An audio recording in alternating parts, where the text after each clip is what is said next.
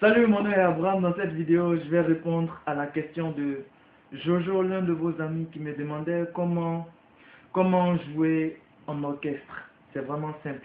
Dans la musique, tout est pratiquement simple. Soyez un peu indulgents parce que je n'ai pas de script, je n'ai rien prévu. Donc, ce n'est que l'improvisation. C'est clair que je vais faire beaucoup de notes, c'est clair que je vais me planter, mais c'est pas ça le plus important. Concentrez-vous essentiellement sur le message. C'est ce qui m'intéresse en fait. Concentrez-vous sur le message, ok? Je vais jouer quelque chose pour vous montrer un peu. Do, ré, fa, sol, do, ré, fa, la, sol, do, ré.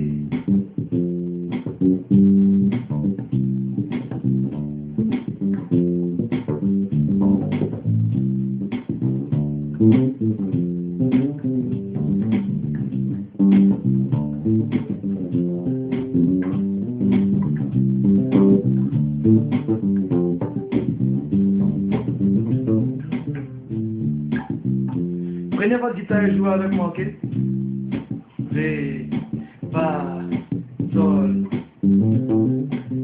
ré, fa, sol, ré,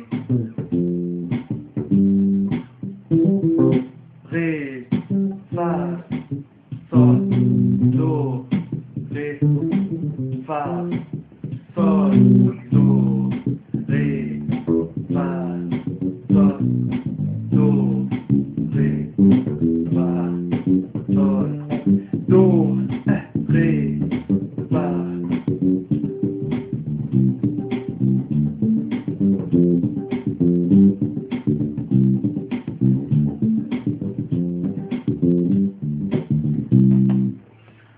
C'est vraiment simple.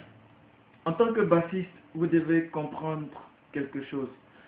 Votre rôle dans un groupe, c'est d'apporter la mélodie et d'apporter la rythmique. C'est la raison pour laquelle on parle de basse mélodique et basse rythmique. C'est quelque chose que vous devez connaître. Vous apportez la mélodie, vous apportez la rythmique. Donc, ça suppose que vous devez être bon dans ces deux choses. Vous devez être bon dans la mélodie, vous devez être bon dans la rythmique. Moi, qu'est-ce que je fais généralement? Moi, dans mon groupe, les deux personnes qui m'intéressent sont mon batteur et mon pianiste. Le reste, ça, c'est pas mon problème, je m'en fous. Même si mon musicien, même si mon guitariste il est le meilleur au monde, c'est pas un problème. Donc, je m'intéresse à mon batteur et à mon pianiste. Pourquoi? Parce que si par exemple je suis en train de jouer et que je suis perdu, je peux regarder, j'ai la possibilité de regarder mon batteur et il va me montrer le rythme. Si je suis perdu au niveau du rythme, si j'ai perdu le tempo, et si jamais j'ai perdu la mélodie, j'ai perdu le groove, je peux regarder simplement mon pianiste et voir la grille d'accords, la progression et juste avec ça je peux jouer. Maintenant Jojo, pour répondre clairement à ta question, c'est quoi? Pour jouer avec un groupe, pour accompagner un orchestre, il y a deux choses que tu dois maîtriser. Comme j'ai dit, la mélodie et la rythmique. Dans cet exercice, regardez. Écoute bien ce que fait la batterie.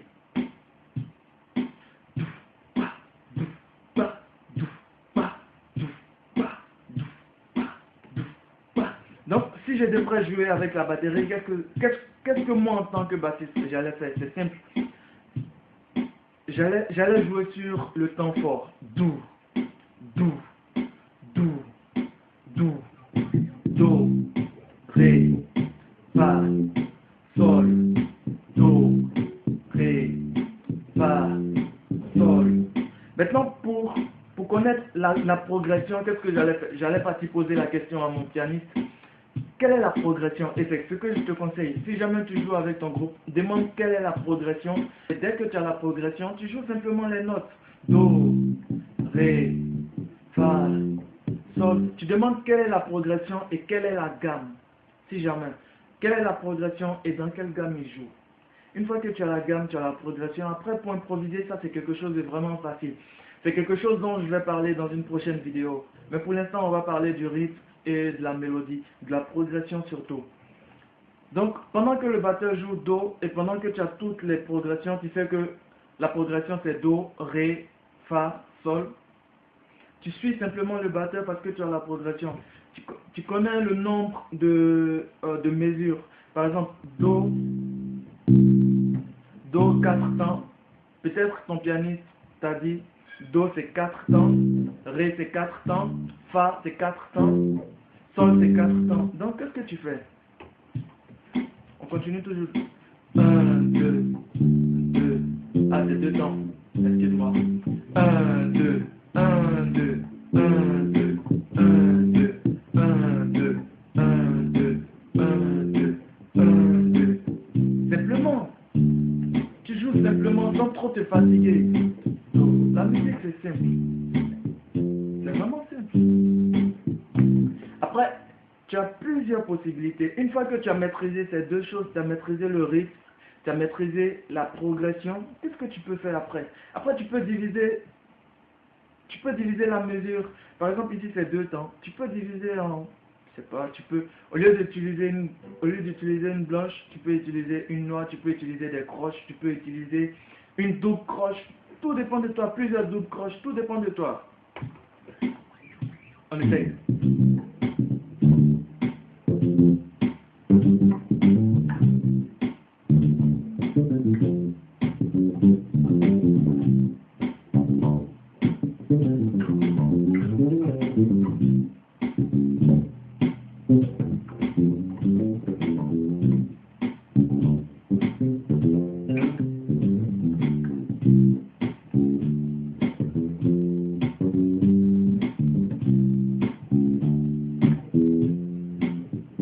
On revient toujours Do, Ré, Fa.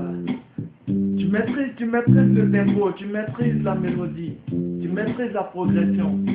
Tu sais que tu as la possibilité de diviser tes notes en plusieurs. Tu sais que tu as la possibilité d'utiliser des doubles croches. Alors pourquoi ne pas utiliser?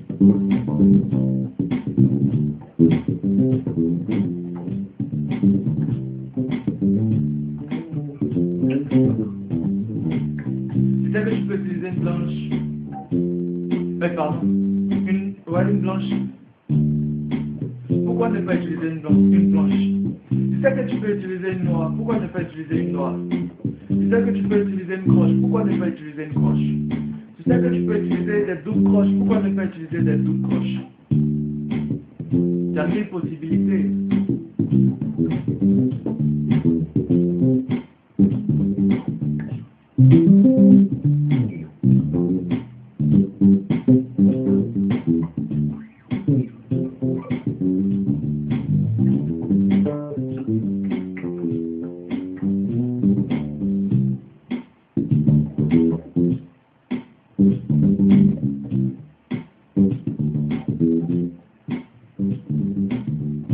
Maintenant, il y a quelque chose, tu dois faire très attention à quelque chose. Et ça, c'est vraiment important.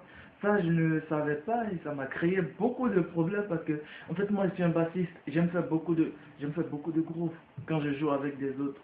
Surtout quand je joue avec de bons musiciens, j'aime faire beaucoup de trucs. Mais c'est très dangereux parce que, en tant que bassiste, puisque nous apportons la rythmique et nous apportons la mélodie, nous devons être carrés.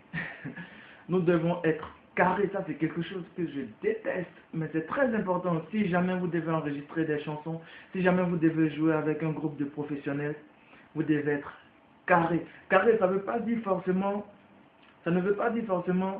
se priver de beaucoup de choses. Non, ça veut dire jouer, être précis. C'est surtout ça, être précis. Donc, quelle est la technique? Moi, la technique que j'ai trouvée, c'est une astuce que je partage avec vous. La technique que moi j'ai trouvée, c'est que... Laissez-moi jouer un peu.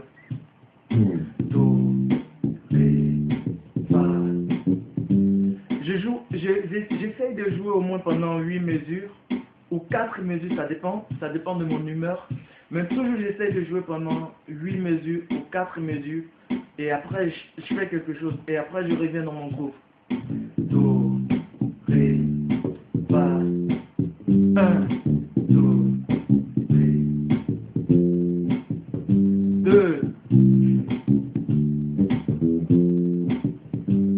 3, 4. Voilà, je reviens.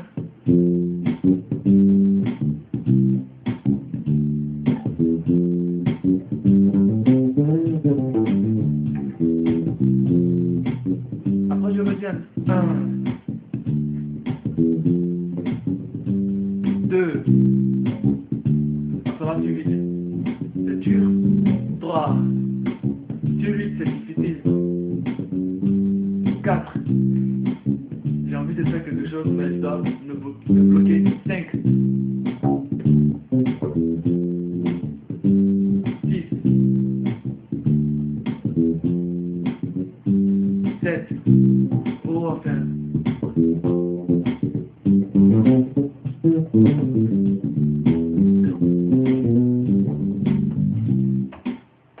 Donc c'est vraiment simple. Ce que tu dois retenir dans cette vidéo, c'est que tes meilleurs amis dans un groupe doivent être le pianiste et le